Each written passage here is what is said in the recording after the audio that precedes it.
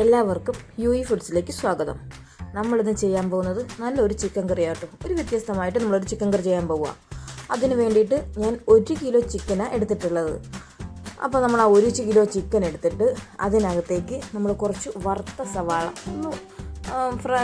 പൊരിച്ചെടുത്ത സവാള, മഞ്ഞൾപ്പൊടി, ഇതിനകത്തേക്ക് നമ്മൾ മഞ്ഞൾപ്പൊടി ഇട്ടു, വെളുത്തുള്ളി ഇഞ്ചി പേസ്റ്റ്, പച്ചമുളക് ചതച്ചത്, ഇതൊക്കെ ഇട്ട് കേട്ടോ.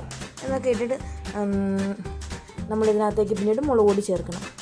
മുളക് പൊടിയും കൂടെ ചേർത്തിട്ട് കുരുമുളക് പൊടിയും ചേർത്തു, മല്ലിപ്പൊടിയും ചേർത്തിട്ട് മുളക് പൊടി, കുരുമുളക് പൊടി, മല്ലിപ്പൊടി ചേർത്തു. നമ്മൾ തൈര് ചേർത്തിട്ട് ഇത് നന്നായിട്ട് മിക്സ് ചെയ്ത് കുഴച്ച് നമ്മൾ ഒരു ഉപ്പ് ഇടണം കേട്ടോ. ഉപ്പ് ഇട്ടിട്ട് ഇത് കുഴച്ച് വെച്ചിട്ട് ഒരു 3-4 മണിക്കൂറെങ്കിലും നന്നായിട്ട് ഇത് കുഴച്ചൊന്ന് വെച്ചേക്കണം.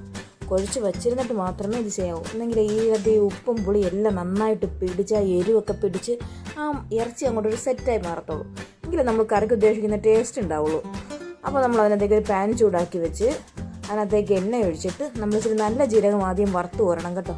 നമ്മൾ സാധാരണ തോരത്തിനൊക്കെ ഉപയോഗിക്കുന്ന നല്ല ജീരകം, ആ ജീരകം നമ്മൾ ഇതിനകത്തേക്ക് ഇടുന്നത്. ആ ജീരകം എണ്ണയിലേക്ക് ഇട്ടതിന് ശേഷം അത് നന്നായിട്ടൊന്ന് വറുക്കണം. വറുത്തിട്ട് ശേഷം അതിനകത്തേക്ക് നമ്മൾ സവാള ഇടാവൂ. ഈ സവാള ഇട്ട് അങ്ങോട്ട് നന്നായിട്ടൊന്ന് വഴണ്ട് പോകണ്ട കേട്ടോ. സവാള ഒന്ന് പെട്ടെന്ന് വാടി വരാനായിട്ട് ചിലപ്പോൾ ഉപ്പൊക്കെ ഇട്ട് കൊടുത്തോളൂ.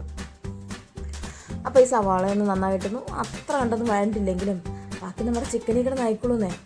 അപ്പോൾ നമ്മൾ ഇതിനകത്തേക്ക് അല്പം ബട്ടറും കൂടെ ചേർത്ത് കേട്ടോ. ബട്ടർ നിങ്ങൾക്ക് ഉണ്ടെങ്കിൽ മാത്രം ചേർത്താൽ മതിയാവും, ഇല്ലാച്ച ഒരു നിർബന്ധമില്ല. ഇത്തിരി കരിവേപ്പിലേക്ക് ഇട്ട് കൊടുത്തേക്കണേ. എന്നിട്ട് നമ്മുടെ തക്കാളി, ഒരു 2 തക്കാളി അതിനകത്ത് നന്നായിട്ട് പേസ്റ്റാക്കി ഒഴിക്കണം കേട്ടോ. നന്നായിട്ട് പേസ്റ്റാക്കി 2 തക്കാളി എടുത്ത് ഒഴിച്ചു. 1 കിലോ ചിക്കന് ഒരു 1/2 കിലോ സവാള മതിയാവും കേട്ടോ ഇത് മൂപ്പിക്കാനായിട്ട്. ഇഞ്ചി വെളുത്തുള്ളി ഒരു ടീസ്പൂണോളം ഇഞ്ചി വെളുത്തുള്ളി പേസ്റ്റ് അത് മതിയാവും. ഒരു 2-2.5 സ്പൂണോളം മുളക് പൊടി, 1.5 സ്പൂണോളം മല്ലിപ്പൊടിയൊക്കെ മതിയാവും കേട്ടോ. കുരുമുളക് പൊടി ഒരു ചെറിയ സ്പൂണോളം കുരുമുളക് പൊടിയും.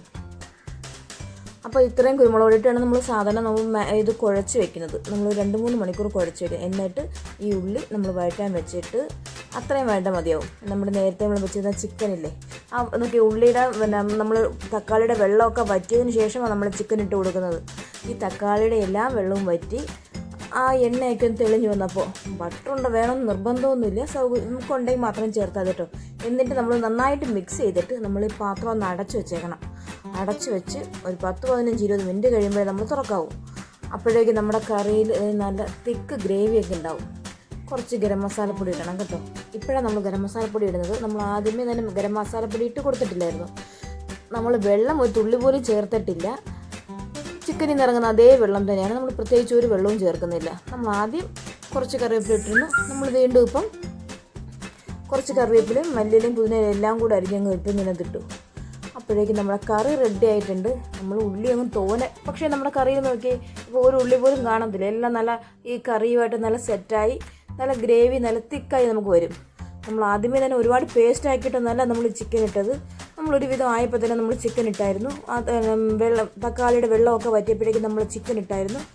അപ്പോൾ നമ്മുടെ കറി റെഡി ആയിട്ടുണ്ട്. നിങ്ങൾക്ക് എല്ലാവർക്കും ഇതുപോലെ തന്നെ നിങ്ങൾ ഉണ്ടാക്കി നിങ്ങൾ ഇതിൻ്റെ ഒരു അഭിപ്രായം പറയണം കേട്ടോ. വളരെ ടേസ്റ്റി ആയിട്ടുള്ള ഒരു കറി. അപ്പോൾ എല്ലാവർക്കും ബായ്.